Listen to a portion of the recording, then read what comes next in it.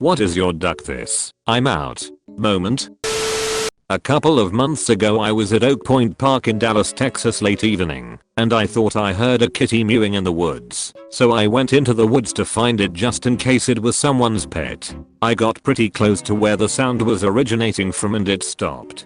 I waited a couple of minutes and didn't hear anything, and then I took a piss and was about to head back. While I was draining the lizard, I got a really horrible feeling, and I noticed out of my peripheral vision some figure watching me from about 20 feet away in a clearing of dead fallen trees. I turned towards him, and in the dim light I noticed he was at least half naked and very disheveled. He then meowed at me, and I took off still pissing the opposite direction. Had been telling my boss that there was an error on the website that I cannot fix because I don't have the permissions. I mentioned this several times to him. It would take him one phone call to get it straightened out. BTW. The owner notices this error, not only calls me out in front of the whole department about not caring about my job and taking advantage of his kindness, but also makes it a point to tell me I should thank my boss for having my back. It was the last straw placed on a huge pile of awfulness. I quit the next day. I teach special needs. Severely autistic dude in his 20s who was super strong, and we suspected he had schizophrenia too. Non-verbal, severely violent, the whole nine. He was 2 staff dedicated to him, which is pretty much unheard of.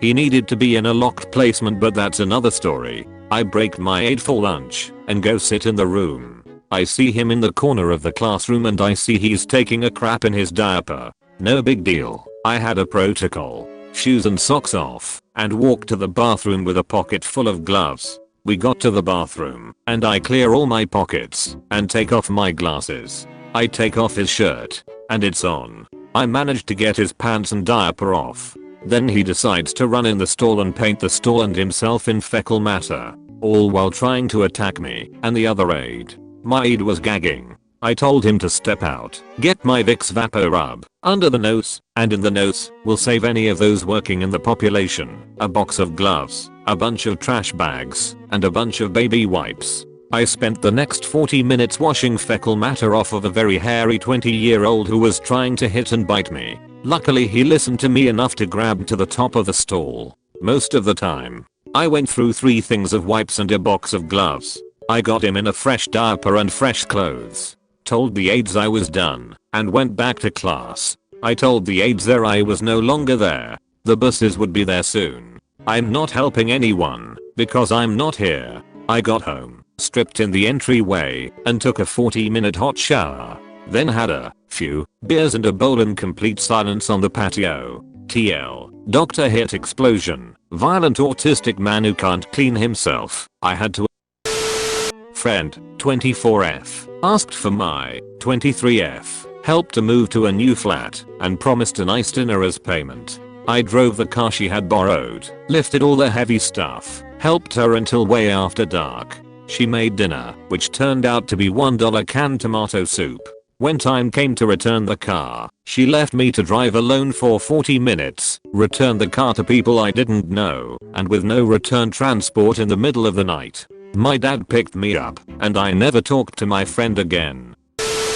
My friends and I were down in Miami for spring break one year and we wandered into a sort of hippie part of town, and were walking around after getting hammered, and we came across an old homeless African American dude named Linwood who was messing with a chain on his bike, because it got messed up. We started chatting with him, and he's clearly a bit on the odd side, but also really cool, and we agree to follow him to a local bar for some fun.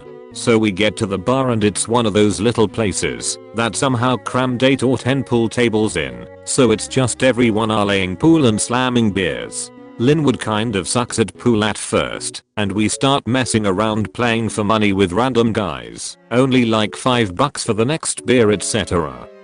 Linwood bets a guy and loses, but has no money, so when he loses to this guy I offered to pay the $5 for him, and he was grateful, but then Linwood looks at me and winks and offers for a rematch for $100, which of course the guy takes. And I'm thinking what the duck, but I'm hammered. Turns out Linwood is good at pool, like really good at pool, and he's a hustler. He smashed this guy and split the $100 with me and then told us to follow him because he had to buy some weed. So we leave the bar and follow him down this shady ass dark road and up these stairs into an apartment, and everybody there is just staring at us because they knew we weren't from around there. Linwood buys some weed and then we go out back and he asks us if we want to get some women and we say sure. He tells us to hang on and he goes back up into the apartment and comes back down with 3 of the biggest ugliest women I've ever seen and says they'll blow all 3 of you for that $50 you got. And that is where it got too weird and I told Linwood our adventure was over and we needed to get back to our hotel. Lol. Was hired to basically make a small bottle shop appear. Actual owners lived out of state, did all the planning, hired all the contractors, literally built the place from the ground up, and had been managing it around 8 months with a small staff, around 6 employees, when I decided the workload was too much, so stepped down from the manager's position to just a regular cashier's job. And one of my employees was promoted as manager. I interviewed, hired, and trained this person from the start, and on my first day as a cashier he handed me a written warning for a single bottle facing slightly off center, and then a second warning. Next step equals fired, for arguing the first warning. Said Duckett had fun running the place without me, and went and slammed 6 tequila shots at the bar next door. Worked at a residential care facility, and was doing in-home care for 2 adult men with mental disabilities. The one gentleman was average, agreeable, and generally just fine to work with. He ended up doing really well with me, and I was tasked with things like grocery shopping, cooking, and errands with him, because he would actually stick to the plan, and wouldn't cause a fuss. His roommate was the complete opposite. Total mama's boy who had clearly been able to do whatever he wanted his whole life. Blew his budgeted grocery money on pop and other frivolous items. It's cool, mom will be over shortly with a check for more. I understand they had the means, and it was their choice, but the whole point of the living situation was to learn independence, and how to lead as normal a life as possible. On to the point, where I said Duckett, I'm out. His mom bought him a blow-up doll. Everybody has needs, I understand, but he named it after me, and would take it into the shower with him yelling my name the entire time. He was capable enough, so I never went into the bathroom, but I knew what he was doing. I had a discussion with his mom and program directors about trying to redirect this behavior, because I didn't feel it was healthy. I was told by his mother that my name was common, and there's no way to be sure it was me he was referring to. Then he starts getting irrationally angry with me because I won't be his girlfriend / respond when he's participating in these activities. I bring it up again, and it's swept under the rug. On what would be my final day working with him, he tried to pin me in a corner and kiss me. He's much larger and much stronger than I am. His roommate sees and is able to talk him down by threatening to ruin one of his games if he didn't stop. He then threw a DVD case at me, hit me square in the eye, and I ended up with a black eye. Called my boss, said I was out and would not be returning as they clearly didn't listen to my safety concerns. Felt bad that his roommate still had to live with him, and thanked him profusely for stepping in, though. Went to a friend's birthday party at his favorite club.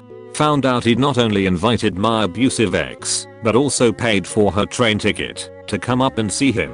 One of my good friends let me know that she was there, and the friend I rode with was like, nope, duck this. We're out, and we went back home.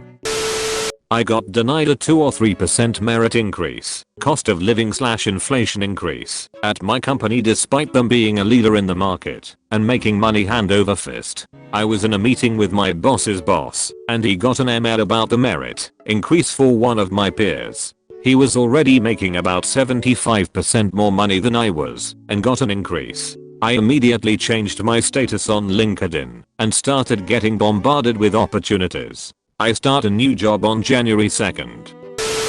My ex-wife. She was a drunk and away at training to be a flight attendant. Spent ridiculous amounts of money on getting wasted as often as possible. One night we are on the phone. Argument ensues because she's drunk and she says, I'm tired of you. You don't do hit for me. So I hung up, called AT&T, cancelled her cell phone, called State Farm, and cancelled the insurance on her car. took all her hit out of my house and stuffed it in her car, called her parents to come get her car, and told them I was done. The guy who never did hit for her, except pay for literally everything, actually stopped doing it. In the end, like 3 months later she got fired for failing to show up to work because, well, she was drunk. Edit. Story conclusion. After being fired she called me, admitted the problem, and we had a nice long talk, but it was the end for me. We both happily moved on, and from what I understand she got control of her drinking eventually, and is doing well. Ducking. Subscribe to Reddit Throne. Ducking. Subscribe to Reddit Throne.